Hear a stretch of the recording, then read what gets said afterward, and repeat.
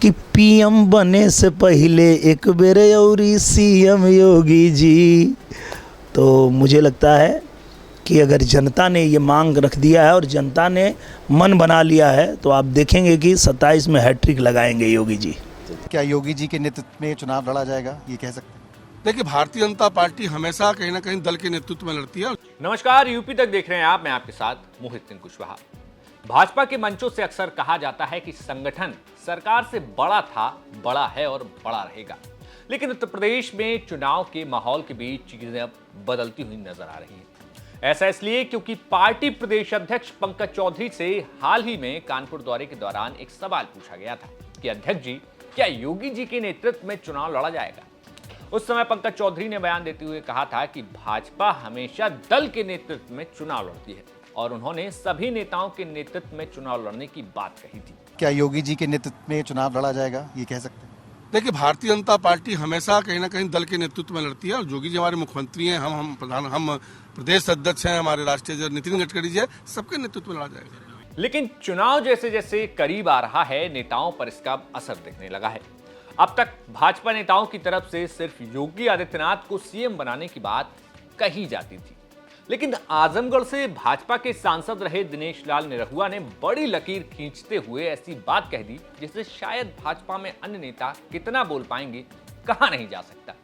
हर चुनाव की तरह फिर से दिनेश लाल निरहुआ भाजपा के लिए एक और नया गाना लाए हैं, लेकिन इस गाने में मुख्यमंत्री योगी आदित्यनाथ का जिक्र कई बार वे करते हैं और कह रहे हैं कि पीएम बनने से पहले तीसरी बार फिर से आई हैं योगी जी। जरा खुद सुन लीजिए। गाना हमको लगता है फिर 27 में धूम मचाएगा। जनता मांग रही है 27 में फिर से सीएम योगी जी, कि जनता मांग रही 27 में फिर से सीएम योगी जी। सबको पसंद है बुलडोजर वाला नियम योगी जी, सबको पसंद है बुलडोजर वाला नियम योगी जी। और मैं देश के अलग अलग राज्यों में जाता हूँ प्रचार करने, तो एक और जनता की बहुत बड़ी मांग है कि पीएम बने से पहले एक बेर औरी सीएम योगी जी। तो मुझे लगता है कि अगर जनता ने ये मांग रख दिया है और जनता ने मन बना लिया है तो आप देखेंगे कि 27 में हैट्रिक लगाएंगे योगी जी। दरअसल दिनेश लाल यादव का ये बयान उस समय सामने आया जब बीते रविवार को आजमगढ़ में मुख्यमंत्री योगी आदित्यनाथ की सभा थी, जिसमें तमाम कैबिनेट मंत्रियों समेत भाजपा के तमाम नेता मंच पर मौजूद थे, जहां पर मंच से सभी ने भाजपा को वोट देने की बात कही और सपा को हराने की बात कही। वहीं दिनेश लाल यादव निरहुआ मंच पर अपना गाना गाते नजर आए, लेकिन मंच पर उन्होंने वो पीएम वाली बात नहीं कही थी। सुनिए क्या कुछ कह रहे हैं। हर किसी की एक ही इच्छा है कि जनता मांग रही 27 में फिर सीएम योगी जी। आप लोग विचार रहे हैं ना, और ये लोग इसलिए चाहते हैं महाराज जी क्योंकि जनता को पसंद, पूरे उत्तर प्रदेश को पूछेंगे आप तो पूरे देश के लोग एक ही बात कहते हैं कि हमको पसंद है बुलडोजर वाला नियम योगी जी। लेकिन इस बीच सपा पर अब जो है निरहुआ हमलावर ना हो, ऐसा कैसे हो सकता है। निरहुआ ने कहा कि सपा विधायक के गांव तक की सड़क हम लोगों ने बनवाई है, ये सिर्फ वोट लेते हैं और कुछ भी नहीं करते। सुनिए क्या कुछ समाजवादी पार्टी पर बोल रहे हैं। कि ये जो इन लोगों ने यहाँ पे आजमगढ़ में लंबे समय तक रहने के बाद भी जनता को सिर्फ धोखा दिया है, जनता के लिए कुछ किया नहीं है। इन लोगों के गांव की सड़क भी मैं बनवाया हूँ, आपसे क्या छुपा है। इसी आजमगढ़ में अब हम लोग ये आए हैं तो ये भी रोड और ये नाला सब हम ही बनवाए हैं, आपको पता ही है। 40 साल से जो यहाँ विधायक हैं उनके गांव की सड़क भी हम लोग बनवाए हैं। ये लोग सिर्फ जनता से वोट लिए पर उनके लिए कुछ किया नहीं। हम लोग इसलिए कर पाते हैं कि हम चाहे प्रधानमंत्री जी के पास जाएं, चाहे मुख्यमंत्री जी के पास जाएं, चाहे रेल मंत्री जी के पास जाएं, चाहे परिवहन मंत्री जी के पास जाएं, वो तुरंत पास हो जाता है। और ये क्या बोलते हैं, ये बोलते हैं कि हमारी सरकार ही नहीं है तो हम क्या करें। तो भाई सरकार तो तुम्हारी आगे भी नहीं रहेगी, तो तुम आगे रह के क्या करोगे।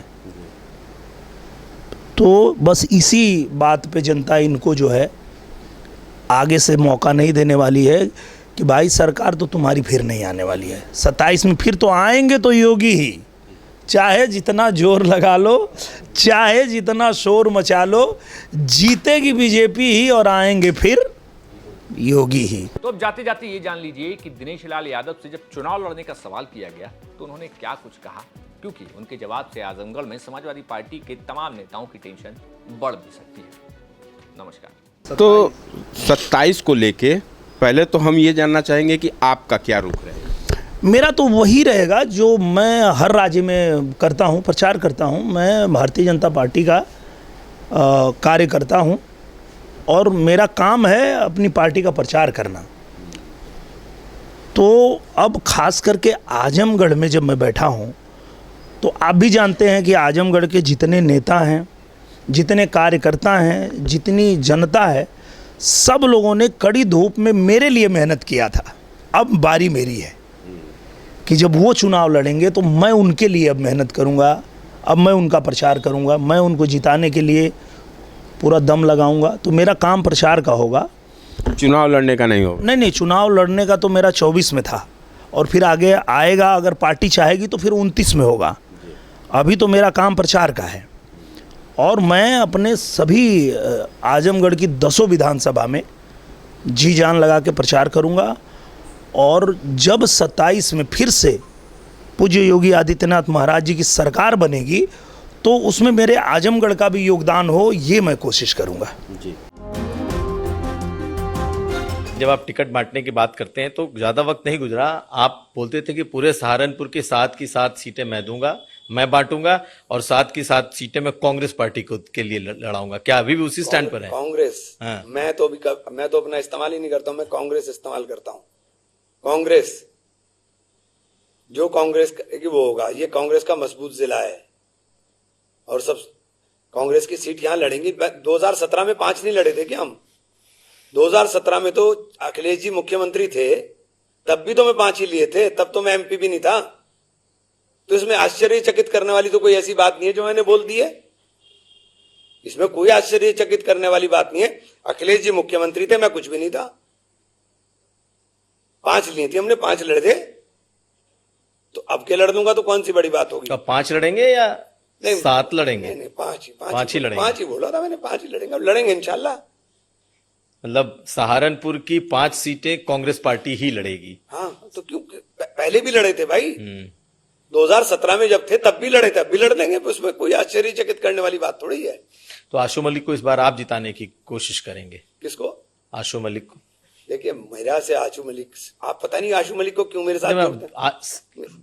कोई मेरा कैंडिडेट है।